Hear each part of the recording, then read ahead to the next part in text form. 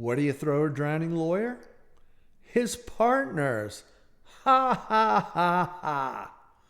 You can't overestimate the value of humor in and out of court. Let's talk about it. Hey, this is Alex Zouzlas, author of the book Courtroom Confidential, and I'm keeping your brain on law. Just a reminder, I'm not giving legal advice, just talking today about how I used humor in the past to my advantage. If you like the video, hit that like button and subscribe to my channel. If you need help researching legal issues and drafting pleadings, including motions, briefs, petitions, and extraordinary writs under your supervision, hire me.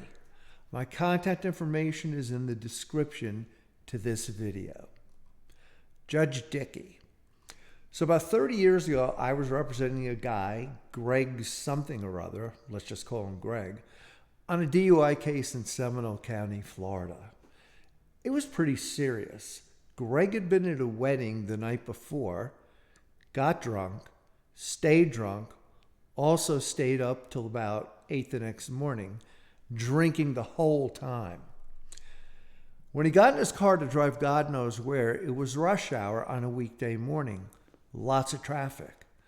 Greg passes out at the wheel and smashes into the back of a line of cars stopped at a light. No brakes, no skid marks before the impact, nothing. Amazingly, no one got hurt. The cops took Greg to the hospital to have his blood drawn.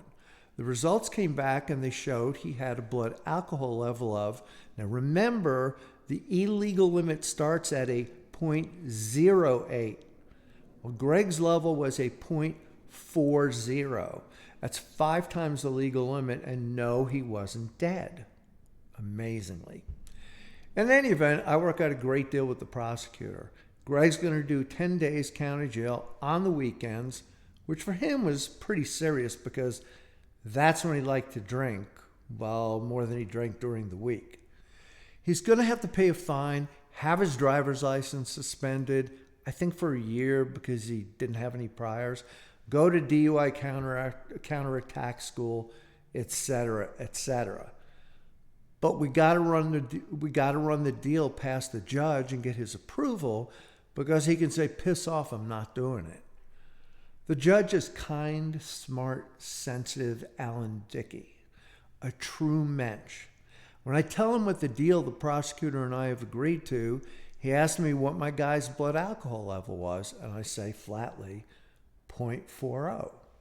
Judge Dickey takes a step back like I just gut punched him and gasps, Jesus, Zouzlas, your guy was so drunk he couldn't even walk. With a straight face, I said, why do you think he was driving? Totally cracked him and the prosecutor up. He says, all right, Zouzlas, let's do it.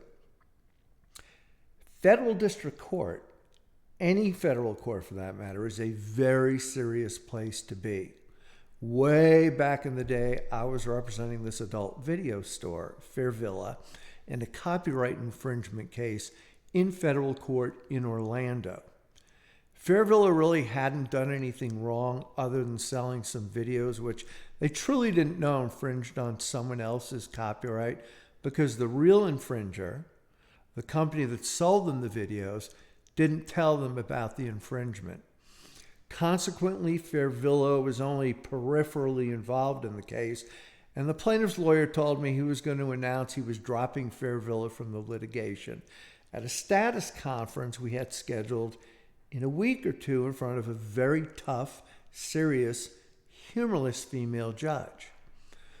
The morning of the day of the status hearing, the hearing was scheduled sometime after lunch, the main defendant's lawyer, I'll call him Ed, calls me and says he's not going to the status hearing. Something you need to understand about federal court is you don't not go to any type of hearing. Failing to appear in federal court is worse than setting your mother's hair on fire. Anyway, Ed asked me to tell the judge, who I know isn't going to give him anything, including a continuance, that he needs a continuance. Asking that judge for something on behalf of a lawyer who's not going to show up in court is worse than setting the judge's mother's hair on fire. I tell him, Ed, I'll ask, but I don't think it's a good idea that you not show up.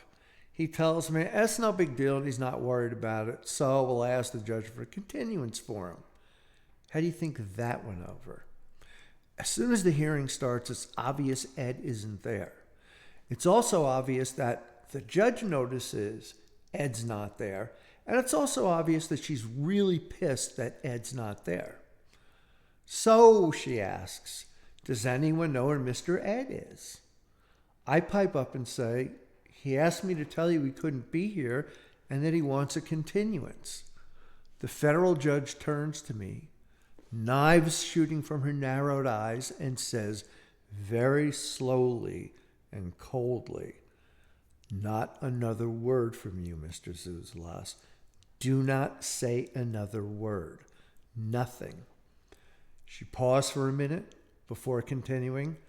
Tell Mr. Ed to be here tomorrow at 8 in the morning with a 1,500-word letter explaining why he wasn't here and acknowledging that if I let him fail to show for court, then I'd have to let everyone fail to appear, and why that wouldn't be a good idea. Now keep in mind that the judge just told me a minute ago not to say a word, as in nothing. So I asked the judge, can I say something? Slowly, tightly, she says, what? I say, can I say okay? Even that mean, tough federal judge cracked a smile before she said, just leave. KC. When I was a prosecutor, an assistant state attorney, I had this case where some weirdo exposed himself to a young woman whose initials were KC. So she came to my office so I could prep her for trial.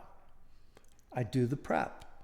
I tell her what questions she should expect everyone to ask her, how to answer the questions, tell her look at the jury when you answer, don't get defensive, yada, yada, yada. I don't know, but we ended up going out for drinks afterwards. Long story short, after the bar closed, I put her on my shoulders in the parking lot of the strip mall where the bar was located. We walked up to a sign for a bakery that was misspelled Backery. KC tore the K and the C off the sign. A cop saw it and nailed us.